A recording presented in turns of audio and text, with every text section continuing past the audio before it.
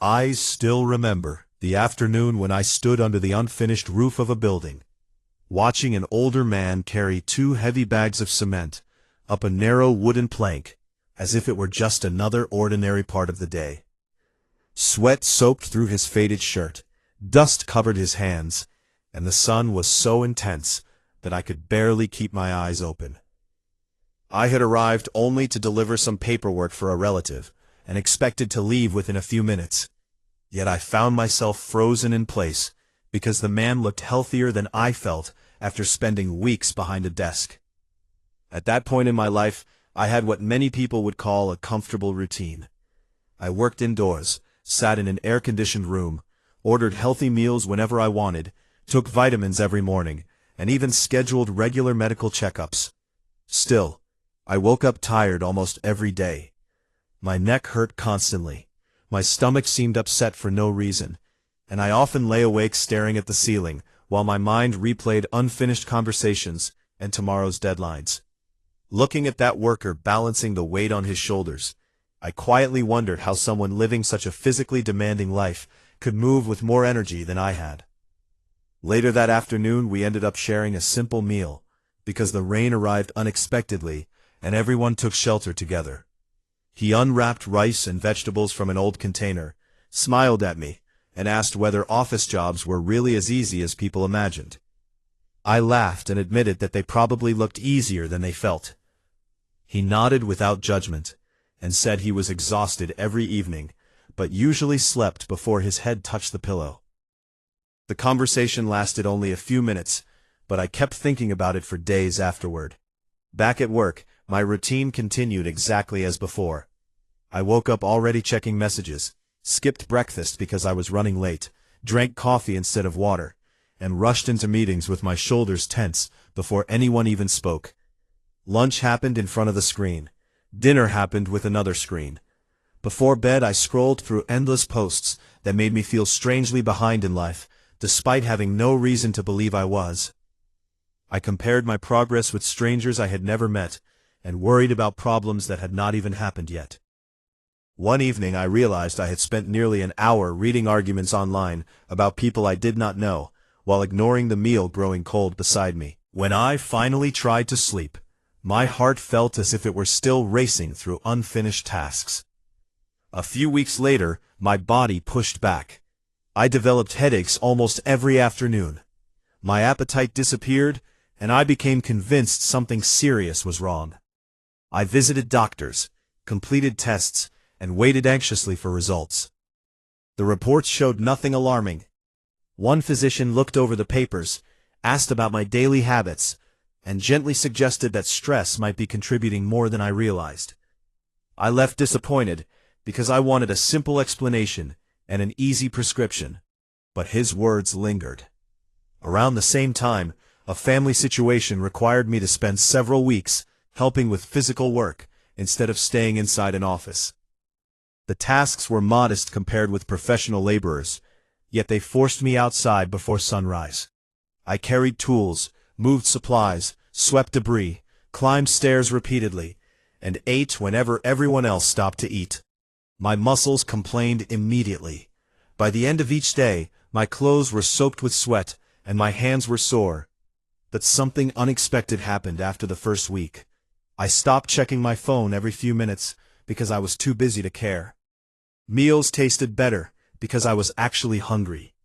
I fell asleep without replaying imaginary conversations in my head. The headaches became less frequent. One evening I sat on a curb beside another worker after finishing for the day. We watched traffic crawl past while drinking cold water from plastic bottles. He stretched his aching back and joked that tomorrow would probably hurt even more.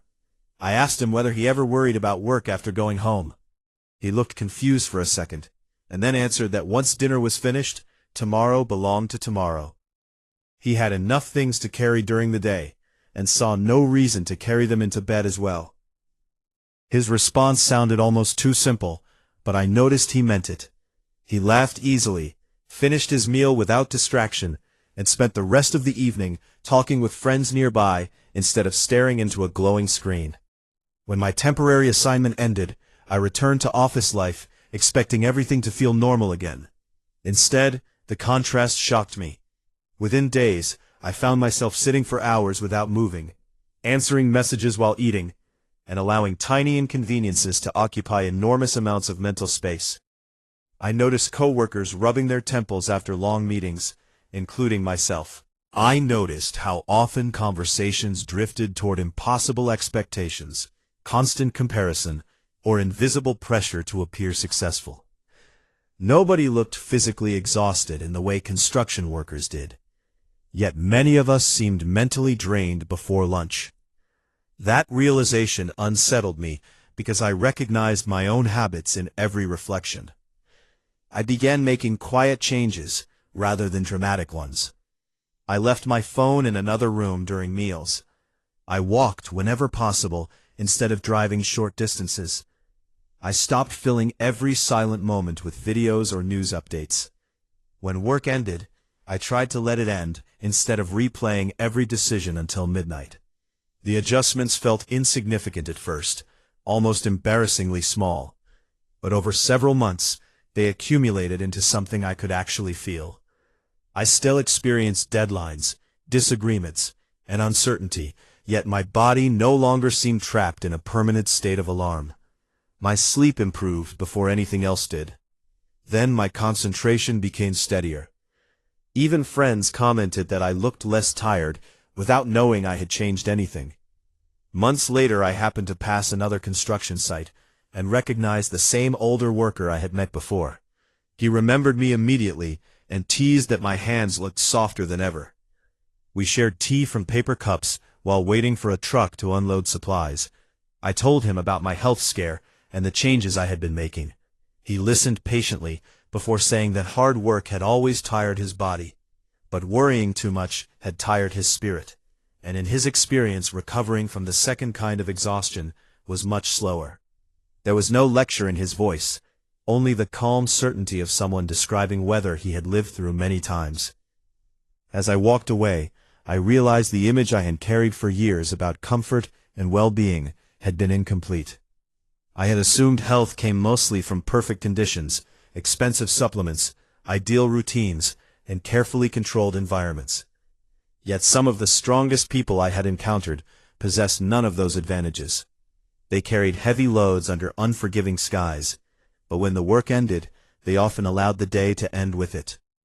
Meanwhile, I had been carrying invisible burdens long after closing my laptop, stacking one anxious thought on top of another until my own mind became heavier than anything I could have lifted with my hands.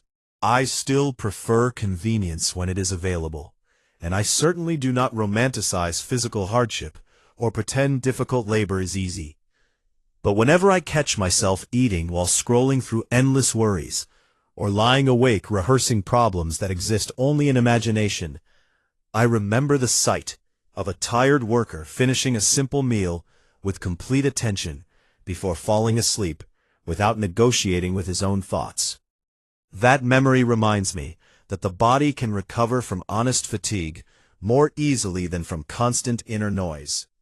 And the healthiest season of my life did not begin when I found a better chair, a quieter room, or a new supplement, but when I slowly learned to stop carrying tomorrow on my shoulders after today was already over.